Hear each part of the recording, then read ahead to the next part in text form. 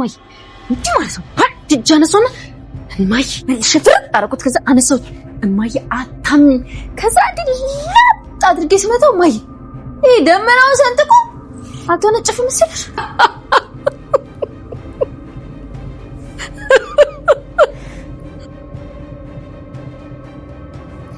ማይ ከዛ ምን እንዳለኝ ታውቂያለሽ? እሺ እኔ ጉረኛ ምን አለሽ? ወደ አሜሪካ የመሄድ እቅድ ነበር ዳጥሾ በጣም አመሰግናለሁ አለ።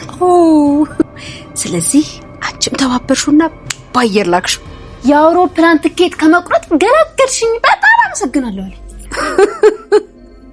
አይዳጣይ ታስቂኛለሽ እኮ በቃ ጥርሴን አታስከድኝው ማለት እናትሽ ግን ታድላ። አው ማያው እንግዲህ መጫወት ይሻላል። አሮነትሽ ነው ልጅ ሳልስቅ ሰንብቼ ነበር። ደህና ፈታ አደረግሽ። አመሰግናለሁ እማዬ። ናታን መጣ። አረ ናታን መጣ። ናታን እኮ ልጅግር ነው ልጅግር በቃ ልጅግር ስትልክ እኮ ይበራል እኮ ወይ አንጀሙቲ ናታንዬ ያው ማያም ትቻለህ። እሺ ሰዎች ሰላም ነው? አይ መልካም ደህና ናቸው። በጣም አመሰግናለሁ ናታንዬ። አንተ ምንድነው ብብት ስር የደበቀው ክንፍ አለ እንዴ? ምን ማለት ነው እንዴ ናታን? ከመቼ ነው በር የመጣው? አቤት ዳጣ ዱ ነገር ስታዞሪ ስቺበት ደግሞ ፍጥነትሽ ዱ ምን አለበት ዳጣይ ለውሃይ ትንሽ የጠብታ ያህል ብታጋቢባት። አይ ማዬ አንድ ጊዜ እኮ ነው ውሃን በቃ እንደኔ ሆኜ አልኳት። ከዛ ምን ብትል ጥሩ ነው እሻለች ነው በቃ ስሜ ዳጣ ነው አላለች። በቃ እኔም ከዛ በኋላ ተስፋ ቆረጥኩ። ውሃ እኮ ውሃ ናት። ይኸውልሽ ከመራሻት የትም ነው የምትገባው።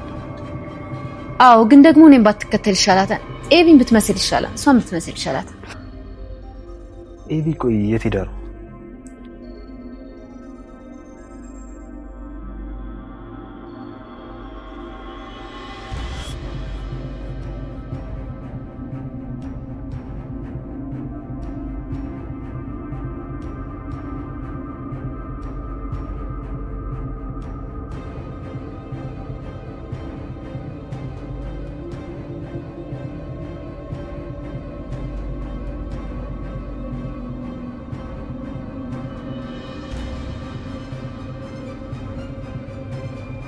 ኤቢ አንተ እንደወጣ ነው ወደዛ ወደ አንተ ክፍል መሰለኝ ሄደችው። ምን ነው ናታን እየፈለከት? አይ እንትን ማለቴ ማስቲካ ይዘሊና ብላኝ።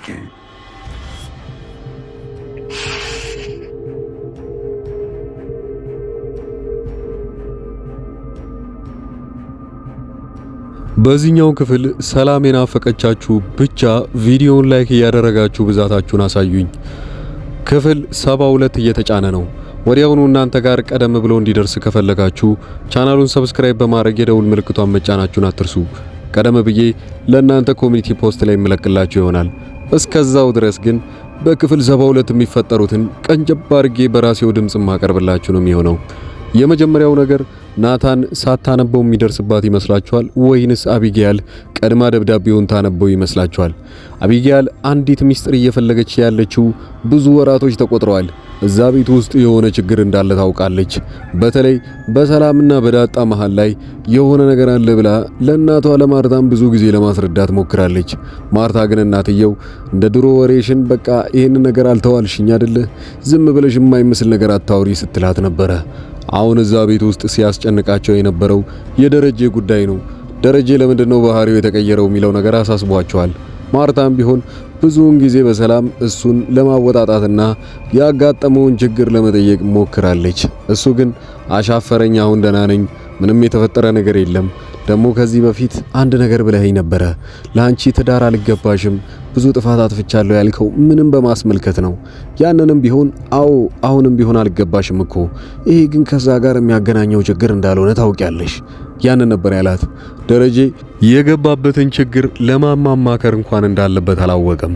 በመጀመሪያ ደረጃ ዳጣን የሚያማክራት ከሆነ ዳጣ ወዲያውኑ ወንድም እንዳላትና ሰላምም ትክክለኛ እናቷ እንደሆነች ስለምትሰማ ነገሩንና ሚስጥሩን እንዳለ ታበላሽብኛለች ብሎ ስለሚያስብ ለሷ አልነገራትም። ናታንም ቢሆን የቅርብ ዘመድም ያው እሱም ቢሆን ዳጣን ስለሚወዳት የሆነ ነገር ያደርግብኛል ብሎ ስላሰበ ለሱም መናገር አልፈለገም። ሌላው ቅርቡ የሆነችው አቢጌል ናት። ለሷ መናገር ይኖርብኛል። በቃ ይሄንን ሚስጥሬን እሷን ላማክራትና ምናልባት መፍትሄውን እሷ ጋር አገኛለሁ ብሎ ነበረ። ደረጀ ሊያማክራት በወሰነ ሰዓት ላይ ያው አቢጌልን አግኝቷት ነበረ። ነገር ግን ሳይነግራት በፊት ሚስጥሩን እሷ ምን ያህል ሚስጥር መጠበቅ እንደምትችል በተለያዩ ፈተናዎች ሲፈትናት ሚስጥር መጠበቅ እንደማትችል ያውቃል። እንደውም እዚህ ቤት ውስጥ አንዳች ሚስጥር የተደበቀ አለ፣ እሱን ለማወቅ በጣም ጓጉቻለሁ እና ልክ ያልሆነ ነገርማ አለ ሰላምና ዳጣ መሃል ብሎ ያው እሷ ቀድማ ይሄንን ነገር ስታማከረው በይ እሷማ በቃ ይሄንን ሚስጥር ለማወቅ የምትፈልግ ከሆነ ወዲያውኑ ቤተሰቦቼን እንዳለ የምታፈራርሰው ነው የሚሆነው። ለሷ መናገር አይጠበቅብኝም። ደረጀ በቃ ይሄን ሚስጥር አፍኖ ይዞት ብቻውን መቀመጥ ነበር የፈለገው። በሌላ በኩል ደረጀም ከሰላም ጋር መስማማት አልቻለም። ሰላም እያለች ያለችው ልጄ ልውደድና መልሼ እዚህ ቤት ውስጥ ነው የምመጣው። ሁለቱም ልጆቼ ከዚህ ቤት እኮ ንብረት ይኖራቸዋል፣ ያንተም ልጆች ናቸው። ስለዚህ የሚሄድበት ቦታ የለም። አሁንማ ሰላም በፊት ላይ ከዚህ ቤት አንዴ ዳጣን ወይንም ትክክለኛ ልጇን ካገኘች ከዚህ ቤት እንደምትወጣ ነበር የተናገረችው። እስካሁንም ድረስ እዛ ቤት ውስጥ እየሰራች የቆየችው የጠፋችው ልጇ ምናልባት እሷን ፍለጋ ተመልሳ ከመጣች በሚል ደረጃ ነበረ። ያንንም ደግሞ አሁን ላይ አግኝተዋለች። ከዚህ በኋላ ታዲያ ይሄንን የፈለገችው በምክንያት ነበረ። ግን ከቅርብ ጊዜ በኋላ ድጋሚ ሁለተኛ ስህተት ፈጥሯል ደረጀና ሰላም። አሁን እየተወለደ ያለው ልጅ የደረጀ ሆኗልና ከዚህ በኋላ ሁለቱን ልጆቼን እዚህ ቤት ውስጥ ነው ማሳድጋቸው፣ ከዚህ ቤትም ንብረት ሊኖራቸው ይችላል ብላ ሰላም ተቀይራለች። ደረጀ አበደ በዚህ ሰዓት ላይ። አንቺ ትዳሪን ለማፍረስ ነው ወይ የምትሞክሪው? ለምንድነው ይሄኛውን እንኳን እንዴት እንደዚህ እንዲፈጠር ትፈቅጃለሽ? አውሬ ነሽ፣ ሴጣን ነሽ፣ ሆን ብለሽ ነው ይሄንን ነገር ያደረግሽው ብሎ በጣም ተናዶባት ደረጀ እስከ ማበድ ድረስ እንኳን ደርሶ ነበረ። ከዛ በኋላ ግን ውጣ ሳትለው ነበረ ሰላም በራሷ ተዘጋጅታ ከዛ ቤት ውስጥ ለመውጣትና ሌላ ቦታ ለመውለድ ውሳኔዋን ያስተላለፈችው። ደረጀ ግን እንደውም እንደዛም ሆኖ ቶሎ ብለሽ ከዚህ ቤት እንድትወጪ ይፈልጋለሁ። አሁን ሰላምን ልታድናት የምትችለውና ደረጀም ሚስጥሩ ሊታወቅበት የሚችለው በአቢጌል ምክንያት ነው። አቢጌል እዚህ ቤት ውስጥ የሆነ ነገር ልክ እንዳልሆነ ታውቃለች። ለዛም ነው እስካሁን ድረስ ያንን ሚስጥር ለማወቅ እየጣረች ያለችው። አንድ ነገር ደግሞ ለናታን እንደተሰጠውና ናታን ጋር ያለው ደብዳቤ የምንድነው ብላ እሷም አንዲትም ቀን እንኳን እንቅልፍ ሳተኛ ያንን ነገር ለማግኘት እየሞከረች ነበረ። በስተመጨረሻ ሰዓት ተሳክቶላት ወዲያውኑ ወረቀቱ እጇ ገብቷል። ናታን ግን ገብቶታል ወደሱ ቤት ውስጥ እየሄደች እንደነበረና ዳጣም ይሄንን ካየች በኋላ በዘዴ ለናታን ትነግሯለች። ናታንም አዎ የሆነ ነገር እኮ ልካኝ ነበር፣ እስቲ ሄጄ ላጣራ ብሎ እየሮጠ ይሄዳል። እሷ ሳታነበው ይደርስባታል ወይንስ ካነበበችው በኋላ?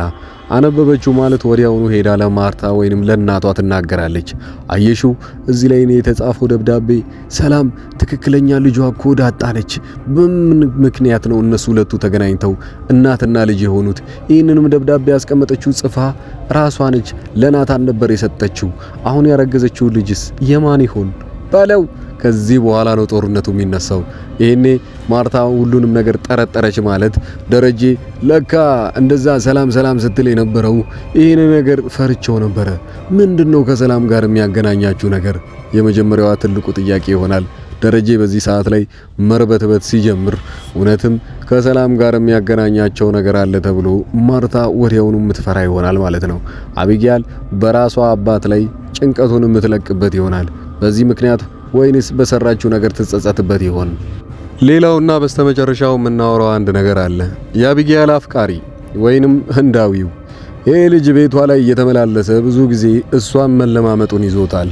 አቢጌል ደግሞ የባሰ ልጁ እያስጠላት የመጣው ሁሌ በሯ ላይ እየቆመና አስሬ እየለመናት በቃ ልክ እንደ ወንድ አልጫ ሲሆንባት የባሰ እሱን ማየት እንደምትጠላውላ ተነግሯለች። በዚህ ሁኔታ ላይ ለምንድነው ፍቅሬን ማትቀበለኝ? ይሄን ያህል መሳት እየሆንኩላት ቤቷ ላይ እየጠበቅኳትም ጭምር እንደውም መርዝ ልጠጣ ጫፍ ላይ ስደርስ ነበር የደረሽልኝ ብሎ ሲያናግራቱላ ከዚህ በኋላ አይነን ማየት አልፈልግም ብላ ነግራው ወደ ውስጥ ስትገባ ይናደዳል። እንደውም ራሴን ማጥፋቱን ትችዋለኝ፣ ከዚህ በኋላ ራሴንም ካጠፋው አንድ ሰው አብሬ ይዤ ነው ማጠፋው፣ እኔ ነኝ አያርገኝ እበቀልሻለሁ እያለ ዝቶባት ሲሄድ አይታችኋል። ምናልባት ይሄ ነገር ወደ ምር የሚቀየር ከሆነ አቢጌል ጋር መጥፎ ነገር ሊደርስባት ይችላል። እሱንም ሊያጓጓን የሚችለውን ነገር በቀጣይ ሳምንት እናየዋለን። እስካሁን ድረስ እየተከታተላችሁኝና አቀራረቤ ከተመቻችሁ ቻናሉን ሰብስክራይብ በማድረግ የደውል ምልክቷን መጫናችሁን አትርሱ። ቀጣይ ክፍል ላይ እስክንገናኝ ድረስ መልካም ጊዜ